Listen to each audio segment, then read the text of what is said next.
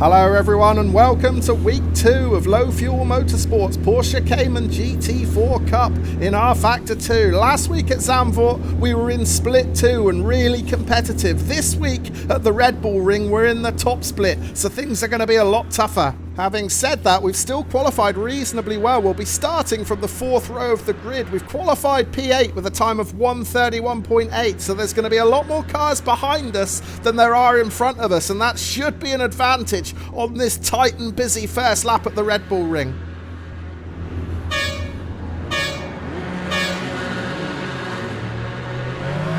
And it's go! 20 minutes at the Red Bull Ring is underway. We spun up the rear tyres a little bit when the lights went green there. That's going to cost us a bit of speed, and it's going to allow Jason Nico to make a move up the inside. I'm going to have to hang it out as wide as possible through this turn 1. I don't want to be collected by the cars on the inside. We've got through safely. Now, we've only dropped 1 position on track, but curiously, we've dropped 2 places on the leaderboard. We're down to 10th, and that's because Juan Cafino, who's now in 7th, started in front of us on the grid, despite not appearing in the qualifying times. However, we will gain one of those positions back because Julio Lopez got it all wrong into T2 there. But yeah, Cafino was dropped into P8 on the grid, so that put us down to P9 before the lights had even gone green. Oh, and look at Lopez in the rearview mirror. He's out of control. He's on the grass and he spears across the track. He must have missed me by millimeters there. We were so lucky not to be taken out. Well, Julio Lopez, we saw him get it wrong going into T2. He lost control under heavy braking and slid into the barrier. I can only assume he picked up some pretty hefty damage that caused some major handling issues because he was completely out of control going into that right-hander. He came in at a rate of knots, and I think he only missed me by mere inches. We got really lucky there. I'm keen to have another look on the replay, but we'll get this first lap out the way first. We're going to finish it in 9th position, 0.6 of a second behind Jason Nico ahead. Then right in front of him, it's Xavi Pedal. Okay, let's go back and check out a replay to see what happened on lap 1, specifically those incidents with Julio Lopez. But before we see those, let's take a quick look at T1. Now, because I was dropped back a position on the grid, that put me on the outside, and that gave me the freedom to go really wide through turn 1 and avoid any chaos. Thankfully, there wasn't any. Julio Lopez was the first driver to crash out. That's him losing it under heavy braking. Oh, and he rejoins right into the path of Wayne Newton, sending Newton crashing into the barrier. Then at the end of the following straight, he's completely out of control. He's onto the grass, and that's how close he came to taking me out. On board with Lopez now. You can see the handling problems he's got. That car won't go in a straight line. He's out onto the grass. He's completely out of control, and he misses me by inches. Well, I lost my cool in the race at Zandvoort last week, and I think if I'd have been taken out then, I might have done the same again. Well, I'm pushing as hard as I can to try and keep up with these 3 drivers in front. Xavi Pedal in 6th, Darren Taylor in 7th, and Jason Nico in 8th. There's very little separating them, and Darren Taylor's having a look up the inside of Nico into T2. Oh, he's clipped the rear end of Pedal. Pedal spins around. We swerve to the right. We just managed to avoid that stricken car.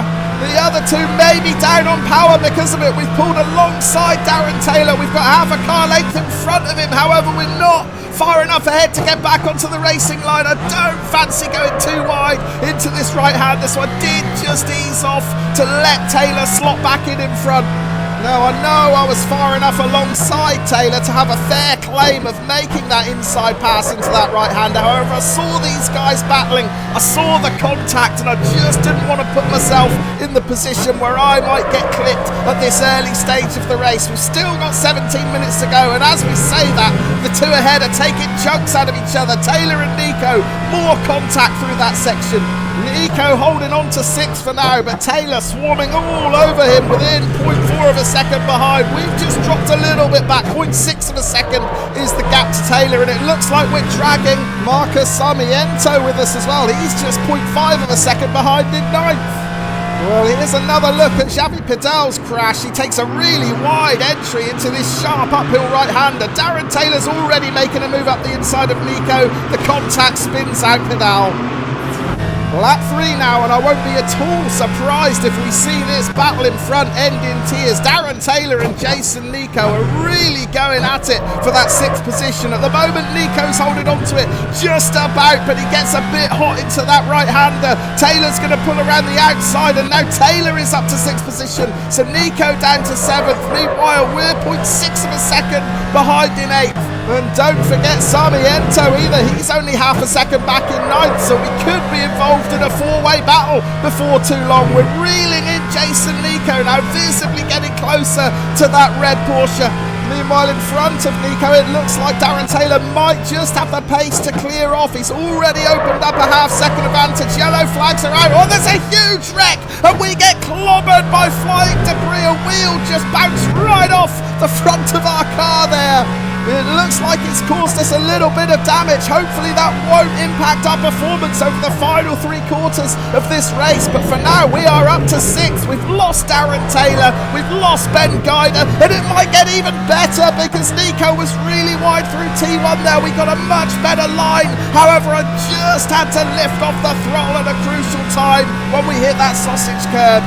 But yeah, dramatic incident at the end of that previous lap. Darren Taylor had done all the hard work of getting past Jason Nico, but then he was taken out spectacularly. Watch Ben Guider in 4th, but in hot pursuit of 3rd. He throws it into the penultimate turn, far too hot. He's drifting through that turn. He can't save it and spins out, but it's the rejoin that I can't bear to watch. Oh, that's horrible. Literally nothing that Darren Taylor could do there. It'll look even worse from Taylor's onboard. Just watch this. Yeah, that looks really bad. If ever you need an example of how not to rejoin safely, this is it. We've lost Ben Guider, we've lost Darren Taylor, and that has promoted us up into 6th position. Moving forward to lap 5 now, and we're still pretty close behind Jason Nico, but I just can't make that final leap to close in the final few tenths I need to make a move. Now, I suspect that Nico is running a lower traction control than me because look how quickly he bursts out of those corners. We've seen him get loose on a number of occasions, but he is quick out of the turns. So yeah, I suspect he's got a lower TC. I've cranked mine up. I was really struggling with grip. And here's a perfect example because we're going to slide into this right hand and miss the apex. And that is going to invite all sorts of pressure from Marcos Sarmiento behind. Sarmiento's got the run on us here, so there's nothing we can do about that. We're just going to ease back. I didn't fancy going too wide into that left-hander, and this might work in our favour. If Sarmiento's got some extra pace, he might pull us closer to Jason Nico. Yeah, with 12 minutes of the race still to go, I thought it was worth a chance tucking in behind Sarmiento. This is the mistake that gave Sarmiento the position. I just got a bit of a slide on into that turn, missed the apex, and it opened up a gap and cost me exit speed. So Sarmiento takes the position. Now I'm hoping he can drag me closer to Jason Nico because I wasn't doing it on my own.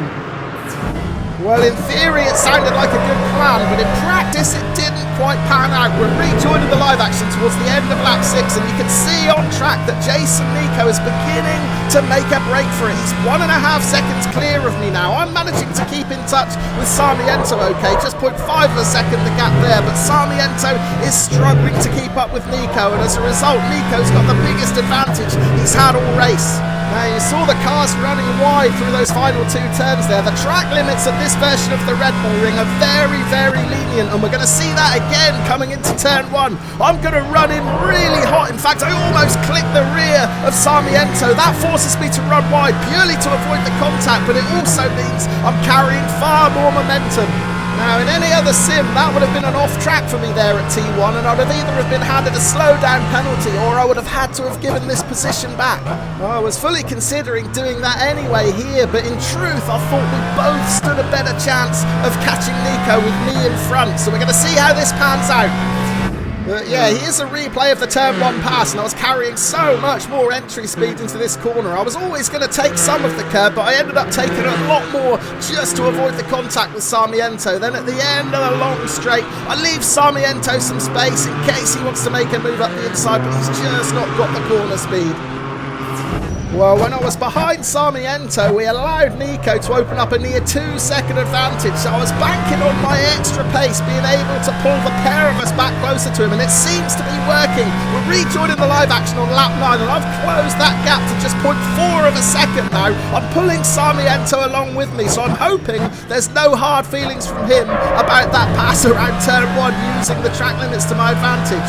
Because now I'm within touching distance of Nico, and that also means that Sarmiento is as well. As we approach this left-hander, Nico's going to get sideways, he's out onto the grass. Oh, we've got to go out wide to avoid him. This won't do us any favours whatsoever. We're down on speed from that excursion onto the curb. It's opened up a gap on the inside. Sarmiento's going to take full advantage and dive back through to take 6th position. Oh, what rotten luck. Talk about wrong place, wrong time. Jason Nico getting it sideways into this left-hander. We said earlier in the race we suspected he might be running a lower TC. But yeah, I was just in the wrong position. The only choice I had was to go wide. That opened up a gaping hole which Sarmiento took.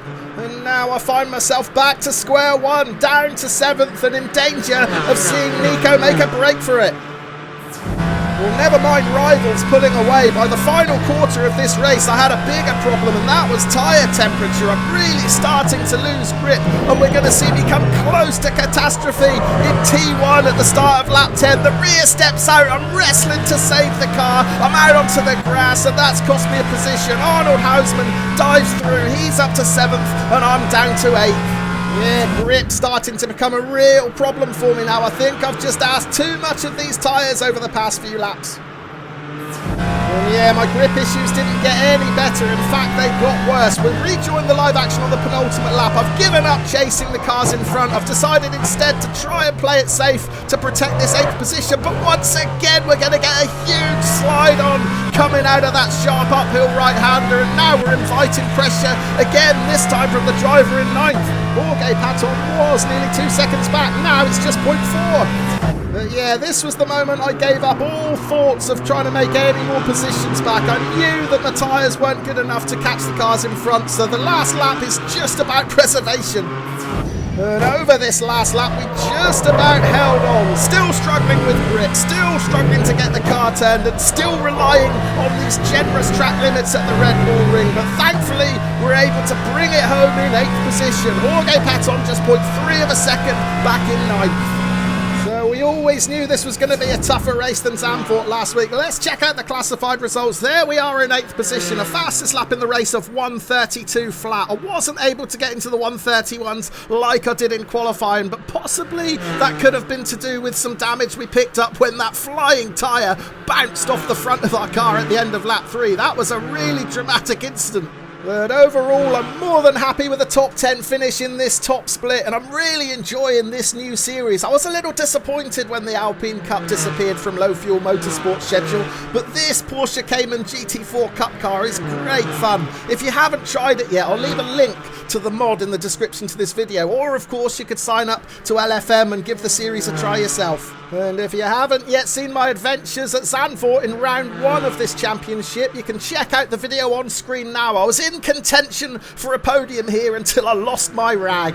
But thankfully no tempers lost here at the Red Bull Ring today. Well, apart from Darren Taylor maybe, because that final turn incident was a shocker. Thank you ever so much for watching, and I look forward to seeing you on the grid again very soon. Cheers.